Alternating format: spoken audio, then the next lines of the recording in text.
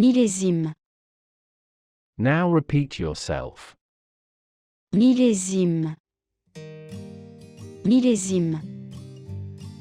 Millésime is the French word for vintage, and notes the year in which the wine was produced and bottled. Winemakers prefer to note the year by the term Millésime as opposed to année, which is the actual French translation for year.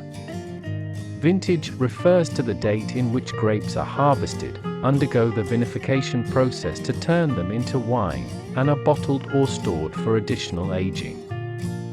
The Millésime can note a vintage wine which is important in the French winemaking regions, especially the region of Champagne. The vintage, or Millésime, is important to include on a wine bottle's label because it can tell the purchaser if the wine should be aged or notes the quality of the wine. This is very true in European wines where the harvest can vary from one year to the next. The Millésime can let the buyer know about the wine before even opening the bottle, depending on the year and region it was made in.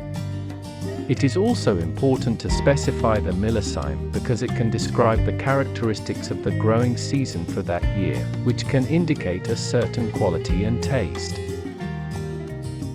Millésime. Millésime.